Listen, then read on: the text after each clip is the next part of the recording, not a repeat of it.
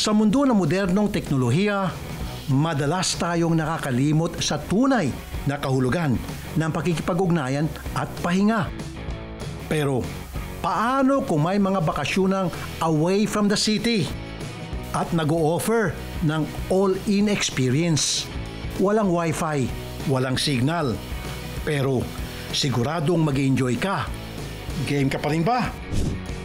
Kapag sinabing Albay, paniguradong ang Bulkang Mayon agad ang naisip ng marami. Trending din kasi sa lalawigan ang smallest chapel sa bansa. Hanggang sa iba pang sikat na destinasyon na may magagandang tanawin. Pero sino mag-aakala na sa bayan ng Oas, mayroon palang hidden gem na pasyalan?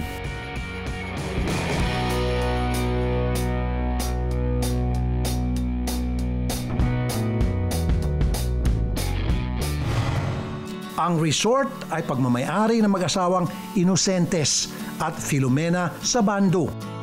Sila ang katuwang ng lokal na pamahalaan ng OWAS para mapalakas ang turismo roon. Sinabi ko kay Mrs. na ibili ako ang lupa dito sa Wag Costa. Nakabili kami ng maliit na lupa, siguro yung mga 400 square meter lang. Ang purpose noon, pang family lang.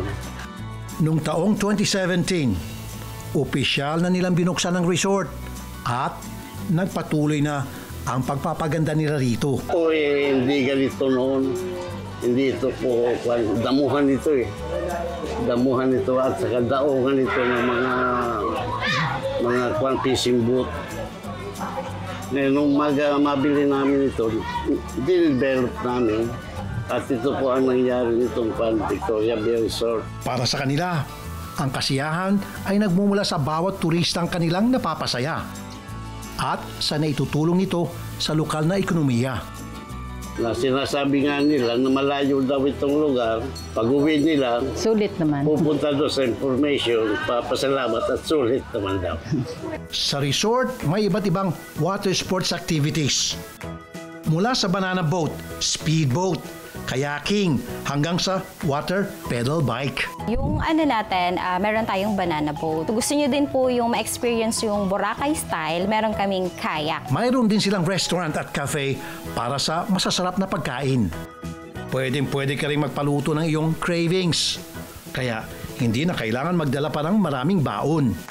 Siyempre, hindi mawawala ang swimming pool. Yung pinagkaiba po nung common pool and infinity pool is yung infinity kasi parang naka-locate siya sa beach. So parang pag tiningnan mo siya, is parang nakadiretso siya sa beach. Yung common, meron siyang slide, pero parehas po silang merong jacuzzi and meron silang fountain.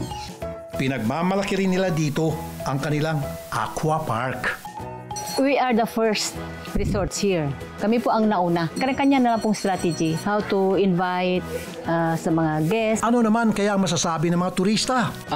Para sa akin po, kung magbibigyan po ako talaga ng pagkakataon na magkakabalik talaga dito, magbabalik talaga ako dito. At siyempre, hindi ito matatawag na all-in experience kung walang island hopping. Bonus pa riyan ang pinagmamalaki ng OWAS na Trinity Island. Travel to Trinity Island. So pag nagstay kayo doon, for example, speedboat po, good for 8 packs. 5 to 10 minutes yung travel time kasi malapit lang siya sa resort. So pag nagstay kayo doon, 1 hour po yon. Ngayon, ang pinakabago sa kanila ay ang foam party with live bands pa. Hindi nyo na kailangan pumunta ng Boracay para ma-experience ito. When we visited Boracay, pumunta kaming Boracay, nakita namin na yung sa pool nila, mayroon doong foam every Saturday ng hapon sa Crimson Hotel. Ngayon, nakita namin na enjoyable naman, so we tried in our swimming pool. Mula sa Albay, lumipat naman tayo sa Iloilo, kung saan matatagpuan ang bayan ng Leon, ang fruit and vegetable capital ng lalawigan. Our town is called the Fruit and Vegetable Basket of the province of Iloilo, and we are also known as the summer capital of the province of Iloilo. Hindi lang daw dahil sa mga prutas at gulay kaya sila dinarayo, kundi dahil na rin sa malabagyo na klima roon. We are known as the summer capital because we have more or less similar climate with that of Baguio. And we are very blessed na binigyan tayo ng may kapal ng ganong weather condition dito at mga natural resources. Ito raw ang perfect destination para sa mga gusto makapag-relax at makalanghap ng sariwang hangin. I'm very proud of our place. So doon makikita niyo ang mga breathtaking views, yung mga majestic mountains of Leon. At saka pag pumunta kayo doon, parang nasa ibang bansa ka na rin. You don't have to go other countries to experience yung mga magagandang views. Dito pa lang sa Pilipinas, marami na tayong magagandang places. Isa na doon ang bayan ng Leon. Isang sa mga pangunahing atraksyon dito at ipinagmamalaki nila ay ang Bucari Campsite. The place is really beautiful because may mga natural wonders tayo na makikita. The whole place. And then second, yung location, hindi siya masyadong malayo. So yung mga tao, easy access. Hindi lang basta-basta campsite ang Bucari. Siguradong malulula ka rin sa dami ng activities na pwede mong gawin.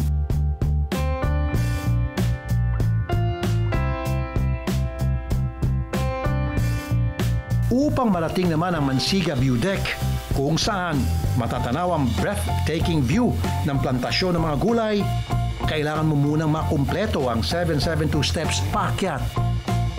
Para sa mga taga-Leon, ang mga plantasyon daw na bubungad sa mga bisita ang nagsisilbing patunay kung gaano kasipag ang mga tao sa kanilang bayan. Ating soil dito is very fertile. That's why we are able to produce lots of agricultural crops that we are trying to distribute to the province of Iloilo and Region 6.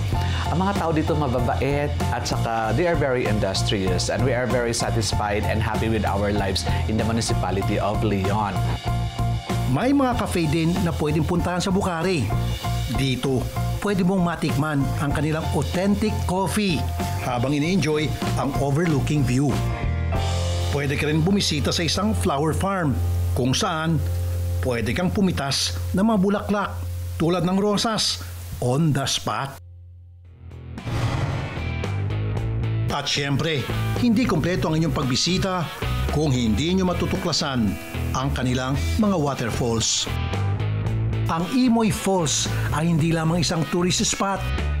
Ito ay may mahalagang papel sa komunidad. Ang mga lokal na residente ay gumagamit ng tubig mula sa talon para sa iba't ibang pangangailangan, tulad ng pang-irigasyon sa kanilang mga taniman. Pwede kayong magbanding dito ng pamilya nyo, about mga friends, pwede kayong mag-picnic, pwede kayong magdala ng mga pagkain nyo, tapos pwede kayong magluto-luto. Ang misyon ng tour guide na si John Mark ay maipakita ang ganda ng kalikasan at ibahagi mga kwento at kasaysayan ng lugar. At masiguro na rin ang kaligtasan ng mga bakasyonista. February, March, April, yun ng magandang pagpasyalan dito kasi hindi maulan. May medyo maganda ang timpo ng panahon. Hindi rin kompleto ang all-in experience sa bayan ng Leon kung hindi nyo matitikman ang kanilang ipinagmamalaking nilagpang. Ang nilagpang ay isang putahe mula sa native na manok na niluto sa maasim na sabaw at iba't ibang pampalasa. Nagpang is a dish na gawa sa native chicken and parang dito lang ginagawa, originally dito ginagawa sa Leon and we are trying to promote that in the province of Iloilo and in the region. So far maganda naman yung mga feedback ng ating mga kababayan sa ating linagpang. Ang nilagpang ay bahagi ng kultura at tradisyon ng mga Ilonggo.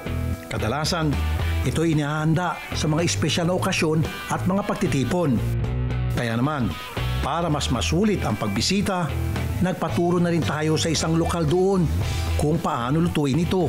Dito tayo ngayon sa Bucari. Magluto tayo ng sabi namin linagpang.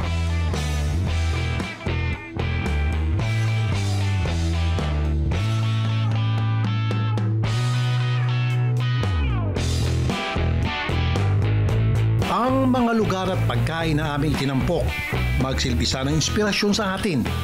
Likas na mayaman ang kultura ng Pilipinas. Kaya dapat lang natin itong ipagmalaki sa buong mundo.